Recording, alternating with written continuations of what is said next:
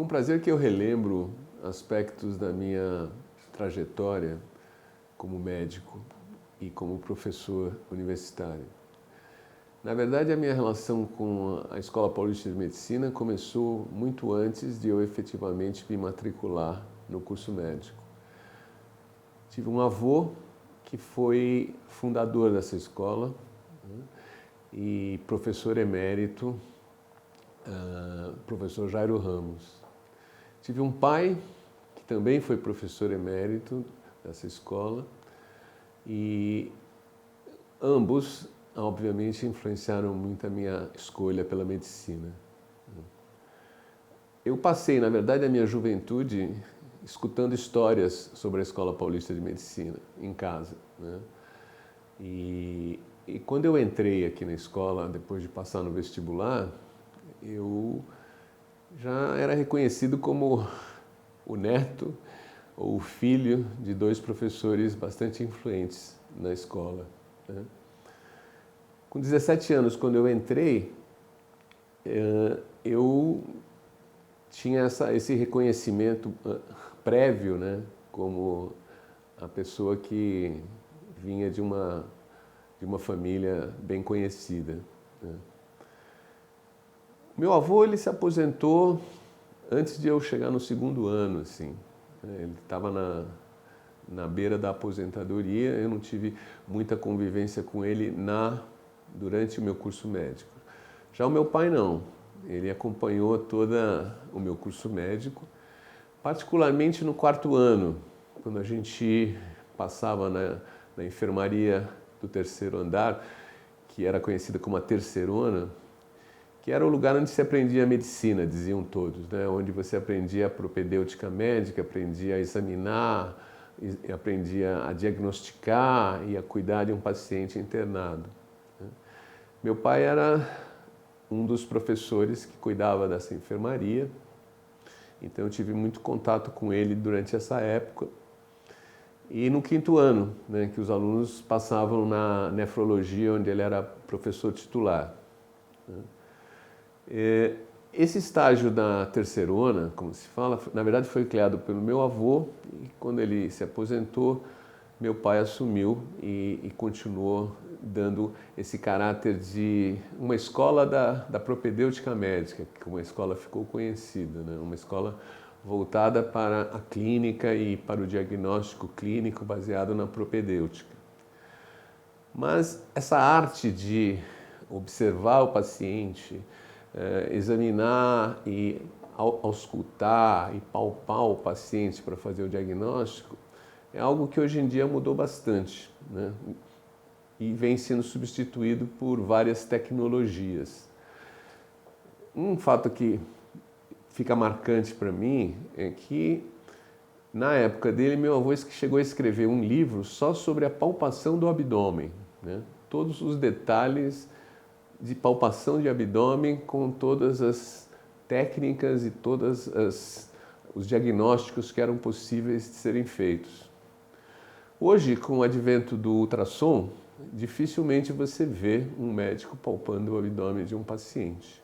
Então isso é a evolução, né? Eu ainda vivi essa época de uma propedêutica sem tanta tecnologia, né?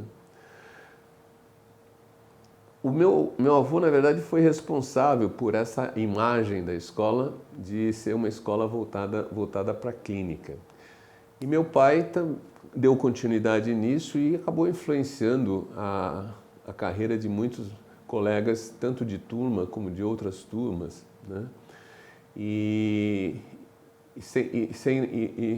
acabou, sem surpresa nenhuma, sendo eleito o patrono da minha turma, o professor Oswaldo Ramos. Todos os meus colegas de turma tiveram muito contato com meu pai, foram bastante influenciados por ele, com alguns deles de uma maneira muito direta, outros menos diretas, mas o fato é que meu pai teve uma presença marcante na formação de muitos médicos da minha turma, né? E eu tive a fortuna de pertencer a uma turma que até hoje se orgulha, né, de ter pertencido à escola, de ter tido os professores que teve, E muitos deles, eu diria que 1/3 deles, acabou ficando ligado à escola como docente. Fez residência e continuou aqui na escola como docente, sendo que eu fiz uma conta, uns 7 ou 8, eu me incluo, chegaram a professor titular da escola. Né? É uma turma que, não sei se é um recorde isso, mas é um número grande de alunos que ficaram na escola e viraram professores titulares. Eu, depois de formado, na verdade, fui fazer uma residência de pediatria e explico que na época o Brasil tinha uma mortalidade infantil de 150 crianças que morriam antes do 1º ano para cada 1000 que nasciam vivas. Né? Então era um problema muito grande e eu já tinha esse olhar para a saúde pública. Né? Então fui fazer pediatria. Né?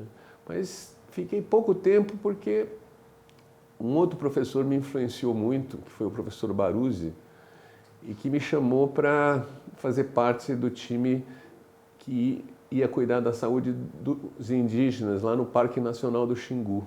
E aí os conhecimentos de pediatria foram bastante úteis. E o professor Baruzzi foi uma influência porque, além de me dar essa experiência maravilhosa de ser médico no Xingu, ele também me ajudou a tomar uma decisão e conseguir uma bolsa do Conselho Britânico para ir fazer um mestrado em saúde pública lá na Inglaterra, na icônica London School of Hygiene and Tropical Medicine em Londres. Então, 2 anos depois da residência, eu estava em Londres fazendo um mestrado em saúde pública, voltei e aí fiz concurso e virei docente do Departamento de Medicina Preventiva, onde o Baruzzi era professor. E foi uma experiência muito, muito boa, né? E depois de entrar no Departamento de Medicina Preventiva, eu fui instado a fazer um doutorado, né? E voltei para a Inglaterra para fazer um doutorado. E nessa época, depois de 2 anos que eu passei lá no mestrado, eu abri meus olhos para um outro problema, que era o problema do envelhecimento da população. A Inglaterra já vivia esse problema há muito tempo e tinha isso como um grande desafio da saúde para uma população crescente de pessoas que envelheciam. Aí eu conheci um outro professor que influenciou a minha carreira, que foi o Dr. Alexandre Kalash, que na época era diretor da Organização Mundial da Saúde, coordenando a área de saúde do idoso.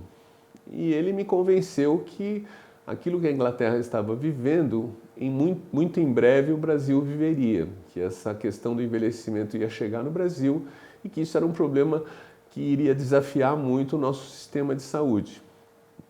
Então eu voltei para o Brasil já com a ideia de começar a estudar o envelhecimento populacional.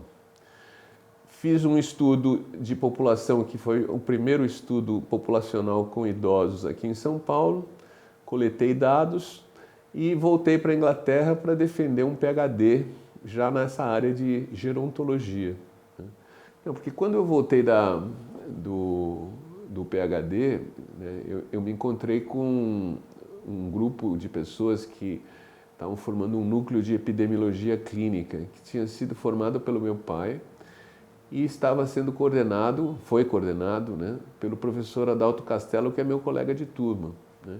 Então, apesar de era um projeto de colaboração do CNPq com a Rockefeller Foundation, e que foi capitaneado pelo meu pai e que chamou o professor Adalto para ser o coordenador do projeto.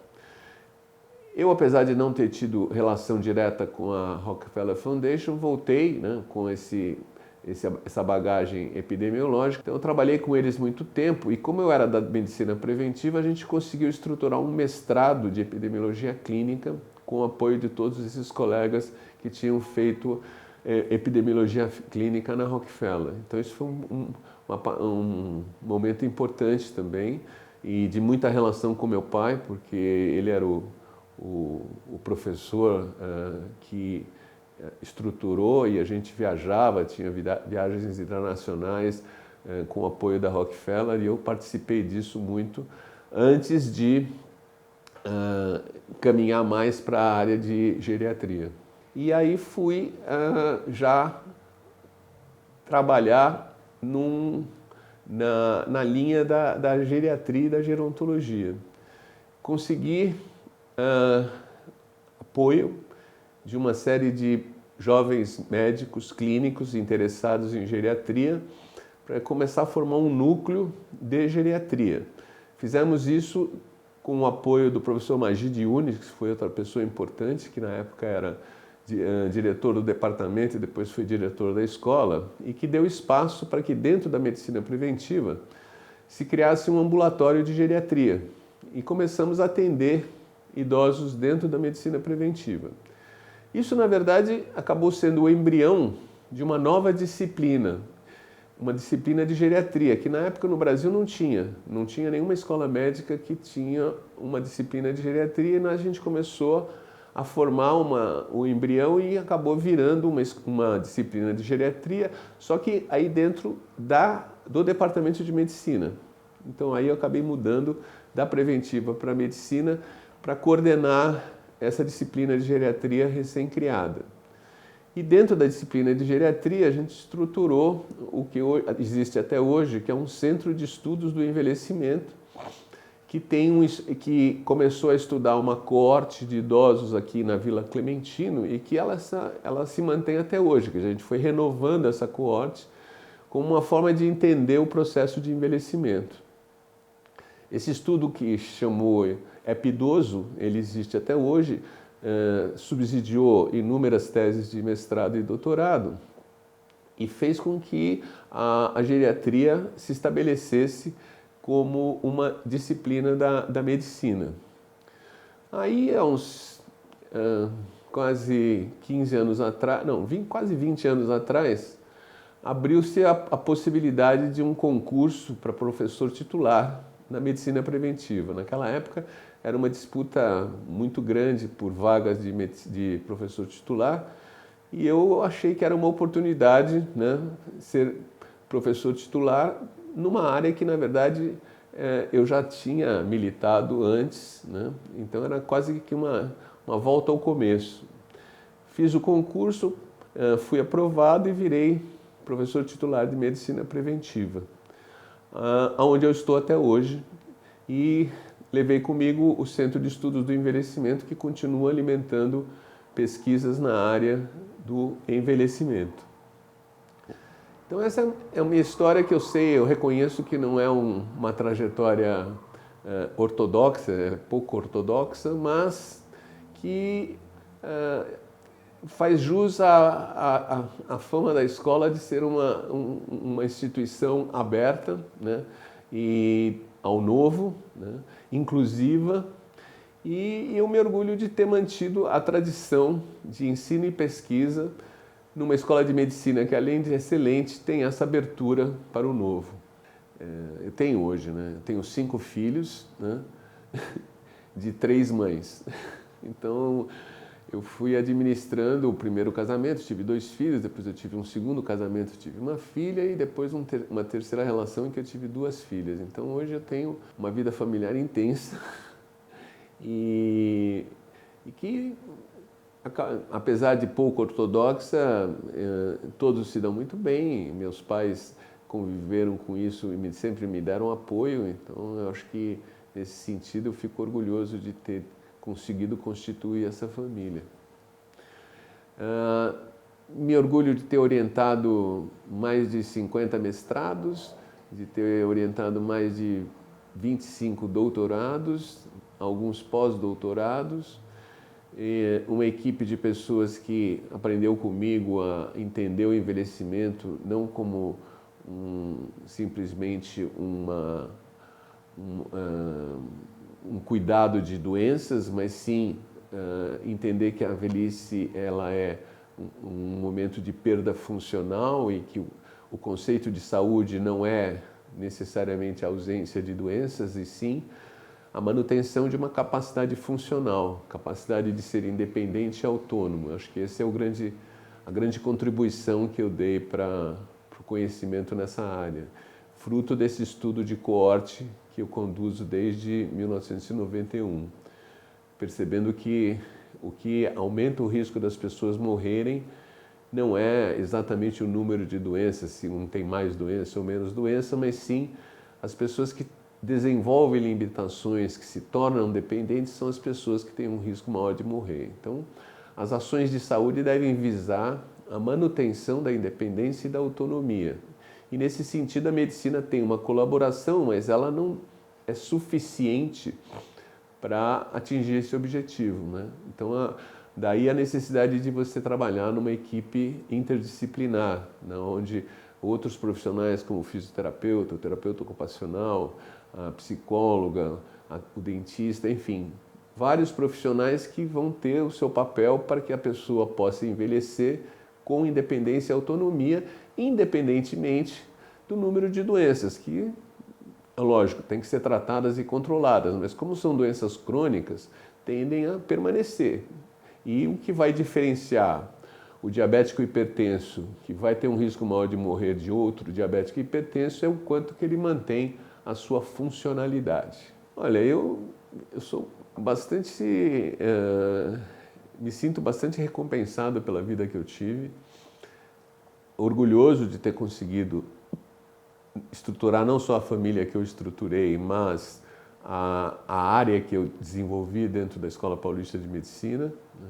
Eu acho que meu papel como pesquisador foi relevante e, enfim, eu sinto orgulho, eu sinto que eu mantive a tradição familiar de ensino e pesquisa numa escola que, além de excelente, é uma escola muito aberta ao novo e muito inclusiva.